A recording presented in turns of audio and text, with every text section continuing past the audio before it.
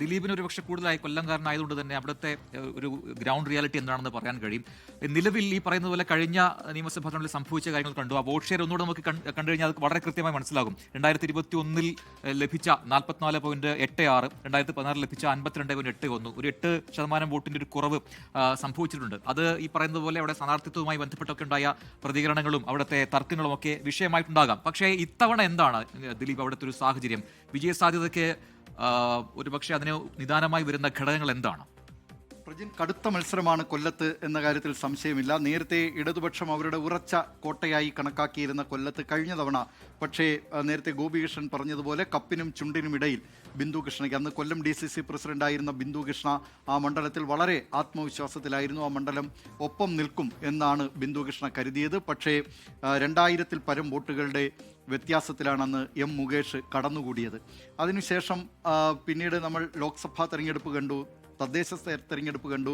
ഈ തെരഞ്ഞെടുപ്പുകളിലൊക്കെ UDF അവരുടെ നില വളരെയധികം മെച്ചപ്പെടുത്തുന്നതിനാണ് പിന്നീട് സാക്ഷ്യം വഹിച്ചിട്ടുള്ളത്. NK പ്രേമചന്ദ്രൻ ലോക്സഭാ തെരഞ്ഞെടുപ്പിൽ 20,000-ലധികം വോട്ടുകളുടെ ഭൂരിപക്ഷം കൊല്ലം മണ്ഡലത്തിൽ നേടിയിരുന്നു. തദ്ദേശ തെരഞ്ഞെടുപ്പിൽ കൊല്ലം നഗരസഭ, കൊല്ലം കോർപ്പറേഷൻ ആയതിനു ശേഷം ഇത്രയും നാൾ LDF ആണ് കൊല്ലം കോർപ്പറേഷൻ ഭരിച്ചിരുന്നത്. അതിനുശേഷം ഇപ്പോൾ ഇതാ കഴിഞ്ഞ തദ്ദേശ തെരഞ്ഞെടുപ്പിൽ UDF അവിടെ അധികാരത്തിലെത്തി. അതിനും തൊട്ടു മുമ്പുള്ള 2020-ലെ തദ്ദേശ തെരഞ്ഞെടുപ്പിൽ 10 സീറ്റ് മാത്രമാണ് UDFന് കൊല്ലം നഗരസഭയിൽ ഉണ്ടായിരുന്നത്.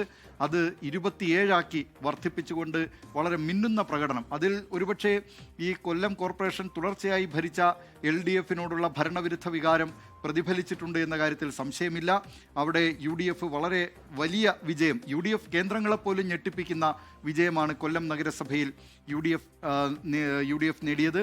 അതുകൊണ്ട് തന്നെ അവർ തദ്ദേശ തെരഞ്ഞെടുപ്പിലെ മികച്ച വിജയം കൂടി കണക്കിലെടുത്തുകൊണ്ട് ഇത്തവണ അവിടെ അട്ടിമറി ഉണ്ടാകും, UDF പക്ഷത്തേക്ക് കൊല്ലം മാറും എന്ന പ്രതീക്ഷയിലാണ്. കൊല്ലം കോർപ്പറേഷനും അതോടൊപ്പം തന്നെ തൃക്കരുവ, പനയം ഗ്രാമപഞ്ചായത്തുകളുമാണ്. ഇതിൽ പനയം ഗ്രാമപഞ്ചായത്തിൽ LDF ആണ് അധികാരം നേടിയത്.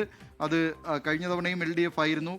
കഴിഞ്ഞ തവണ കേവല ഭൂരിപക്ഷം ലഭിച്ചിരുന്നില്ല. പക്ഷേ ഇത്തവണ വ്യക്തമായ ഭൂരിപക്ഷത്തോടെ പനയത്ത് LDF അധികാരം നേടിയപ്പോൾ തൃക്കരുവ ഗ്രാമപഞ്ചായത്ത് UDFനൊപ്പമാണ്. അതായത് ആ മണ്ഡലം മൊത്തം നോക്കിയാൽ ഇപ്പോൾ UDFനൊരു സാധ്യത കാണുന്നുണ്ട്. അതേസമയം LDF അവർക്ക് നിർത്താവുന്ന ഏറ്റവും മികച്ച സ്ഥാനാർത്ഥിയാണ്. കൊല്ലം ജില്ലാ പഞ്ചായത്തിൻ്റെ പ്രസിഡന്റായിരുന്ന CPIMൻ്റെ കൊല്ലം ജില്ലാ സെക്രട്ടറി ആയിരുന്ന S. ജയമോഹനെയാണ് അവിടെ സ്ഥാനാർത്ഥിയാക്കി നിർത്തിയിരിക്കുന്നത്. അതിൽ പരം ഒരു മികച്ച സ്ഥാനാർത്ഥിയെ CPIMന് അവിടെ കണ്ടെത്താൻ നിലവിലെ സാഹചര്യത്തിൽ കഴിയില്ല. പക്ഷേ അദ്ദേഹം ആ മണ്ഡലംകാരനല്ല, പുറത്തു നിന്നുള്ള ആളാണ്.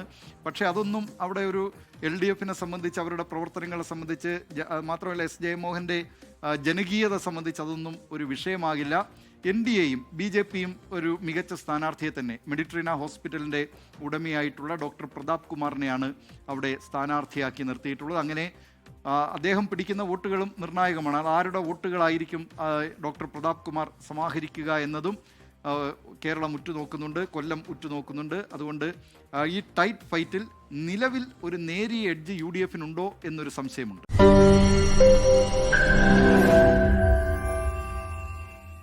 ലോകത്തെവിടെയായാലും ഏത് സമയത്തും 24 വാർത്തകളും ഓഗ്മെന്റഡ് റിയാലിറ്റി പാക്കേജുകളും എക്സ്പ്ലെയിനറുകളും വിശദമായി കാണാൻ ഞങ്ങളുടെ YouTube ചാനൽ നിങ്ങൾക്ക് സബ്സ്ക്രൈബ് ചെയ്യാം.